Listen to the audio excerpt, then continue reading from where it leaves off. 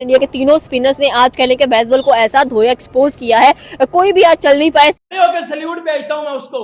उस अकेले ने बैटिंग की है, उसके साथ कोई बैट्समैन नहीं था।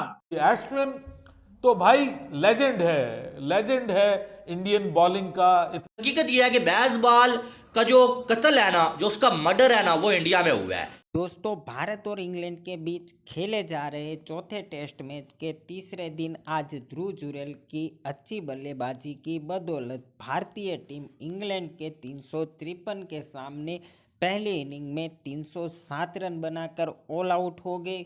और दोस्तों, दूसरी इनिंग में बल्लेबाजी करने उतरी इंग्लैंड की टीम को अश्विन और कुलदीप की अच्छी बॉलिंग की बदौलत सिर्फ 145 रनों पर ऑल आउट कर दिया।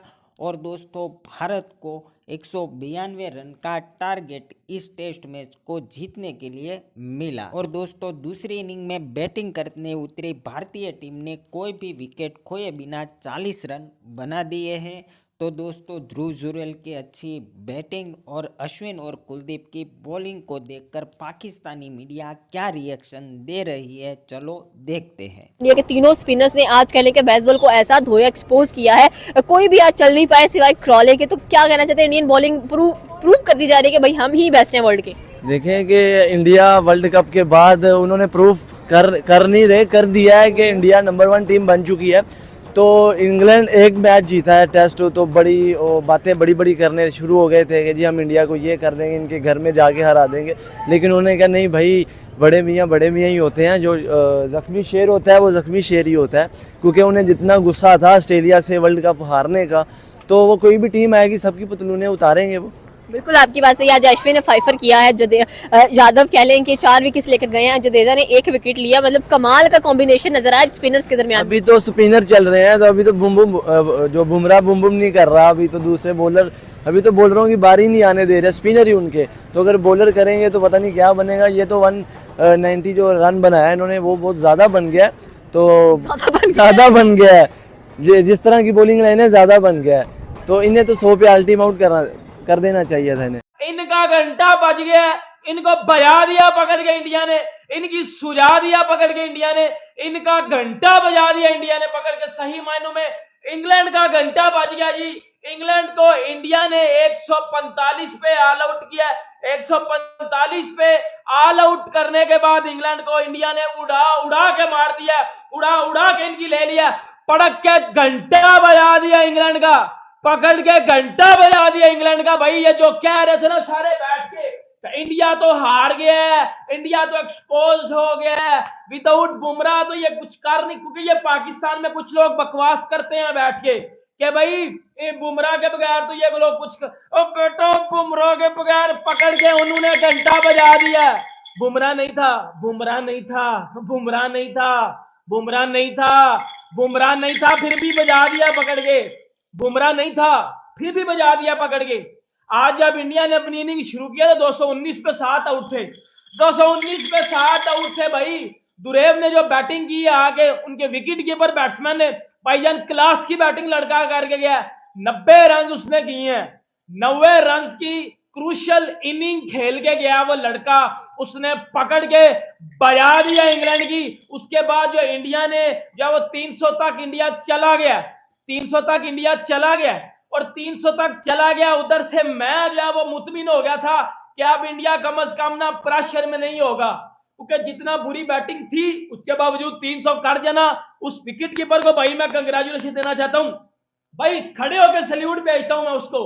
तो उस अकेले ने बैटिंग की है, उसके साथ कोई बैट्समैन नहीं था सर, उसके साथ कोई बैट्समैन नहीं था, और वो कोई बड़ा एक्सपीरियंस प्लेयर भी नहीं है।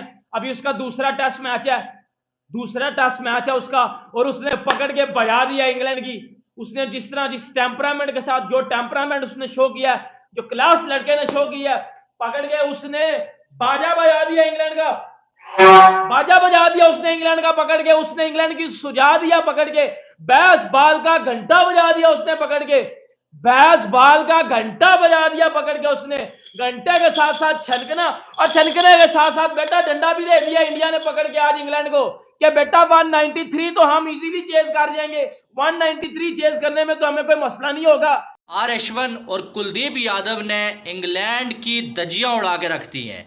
क्या कमाल की और लाजवाब किस्म की इंडिया की जानब से बॉलिंग देखने को मिली है। और इस टाइम इंग्लैंड की टीम अपनी दूसरी इनिंग्स में 145 रन पे ऑल आउट हो गई है और आर अश्विन और कुलदीप यादव नाम की आंधी आई हुई थी ऐसा लगता है, और इंग्लैंड का सब कुछ बहा के लेगी। बेसबॉल को तो छोड़ो, बेसबॉल खेलना तो बहुत मुश्किल काम है इंडिया में, इंडिया के बॉलर्स के सामने। सिर्फ खेलना जिसको बोलते हैं ना, वो भी सही तरीके से इंग्लैंड नहीं कर सका है। इंडिया को इंडिया में हराना इतना आसान काम नहीं है। एक आध मैच आप तुक्के पे जीत सकते हैं इंडिया से, लेकिन इंडिया को इंडिया में हराना इतना आसान काम नहीं है। मैंने टक इंग्लैंड वालों, ये पाकिस्तान नहीं है, क्योंकि इंग्लैंड ने जो बेसबॉल शुरू किया था ना, वो उसका अप्लाई उसने पाकिस्तान में उसको अप्लाई किया था, और पाकिस्तान में बेसबॉल कामयाब हुआ था। एक दिन के अंदर 4 सेंचुरियां इंग्लैंड ने बना ली थी। 500 रन एक दिन के अंदर पाकिस्तान के खिलाफ पाकिस्तान में खेलते हुए ठोक दिया था इंग्लैंड ने। लेकिन वही चीज़ इंग्लैंड ने इंडिया में अप्लाई करने की कोशिश की, लेकिन तीनों मैचेस में नाकाम हुए। और ये जो है वो चौथा मैच आपके सामने है। बल्कि पहला मैच जो इंग्लैंड जीता भी है ना, उसमें भी इंग्लैंड बेसबॉल नहीं खेल पाया, जो एक जो है वो हकीकत है। शायद ये इंग्लैंड वालों को चुभेगी, लेकिन हकीकत यह है कि बेसबॉल का जो कत्ल है ना, जो उसका मर्डर है ना, वो इंडिया में हुआ है। इसको शुरू तो इंग्लैंड ने इंग्लैंड से किया, ऑस्ट्रेलिया पे अप्लाई किया, पाकिस्तान पे अप्लाई किया, लेकिन इसका जो मर्डर है ना, जिसको बोलते हैं कि दफना के रख देना, वो जो है वो इसका जो है राजकोट में हुआ और रांची में हुआ। यहाँ पर जो इंग्लैंड के साथ आपके सामने है जो सिचुएशन आज बनी हुई है कि इंग्लैंड को सीरीज़ बचाने के लिए कुछ नहीं है।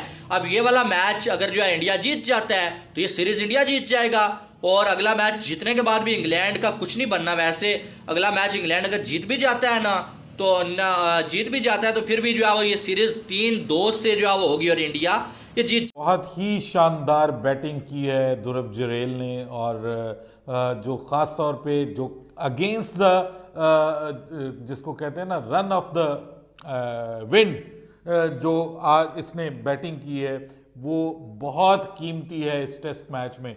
रियली गेम चेंजिंग है। और कहाँ पे कल हम देख रहे थे कि भारत हमें थोड़ा मुश्किल में दिखाई दे रहा था, उस मुश्किल से इस यंगस्टर ने जो टीम को निकाला है, रियल मीनिंग में इट काउंट्स अ लॉट। बहुत बड़ी इनिंग्स खेली है उसने। देखिए, आपने मुझे कहा, अभी हम ऑफ द कैमरा बात कर रहे थे, आप मुझे कह रहे थे कि बहुत ज़बरदस्त बॉलिंग की है, अश्विन ने बहुत ज़बरदस्त बॉलिंग की है, कुलदीप ने बहुत ज़बरदस्त बॉलिंग की है, और उनको 145 पे ऑल आउट कर दिया, बहुत ज़बरदस्त। लेकिन मैं आपको एक बात बताऊं, मैंने इनको उस्मान को कहा, मैंने कहा उस्मान, मेरे नज़दीक इन दोनों की बॉलिंग बहुत अच्छी है। ऑब्वियसली उन्होंने बहुत कमाल बॉलिंग की है, और टीम इंडिया इस मैच में इस वक्त कमांडिंग पोजीशन में आ गया है। So far they are in the commanding position. लेकिन अगर यहां पे आप 90 रन्स की इनिंग्स ध्रुव जुरैल की निकाल दें तो सर कहां पे खड़े हुए हैं आप कहां पे खड़े हुए हैं?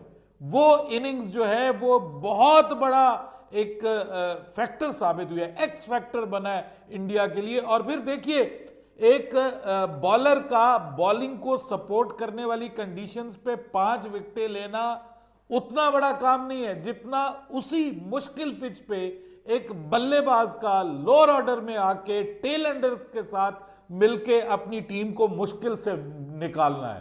तो जो ऑब्वियसली अश्विन तो भाई लेजेंड है इंडियन बॉलिंग का, इतना बड़ा बॉलर है उनके पास, 500 प्लस विकेटें ले चुका है, और अपने ओन पे वो अपनी बल्लेबाजी में भी साथ निभाता है, और फिर बॉलिंग में जब आता है तो जब उसको उसकी पसंद की कंडीशन मिलती है तो सर वो तो अनप्लेएबल हो जाता है। और कुलदीप ने बहुत जबरदस्त कमबैक किया है टेस्ट क्रिकेट में, मतलब काफी अरसा वो टेस्ट क्रिकेट नहीं खेला, और दोबारा जब उसको मौका मिला तो उसने दोनों हाथों से ग्रैब किया है। सो ये एक बहुत जबरदस्त कॉम्बिनेशन बना है।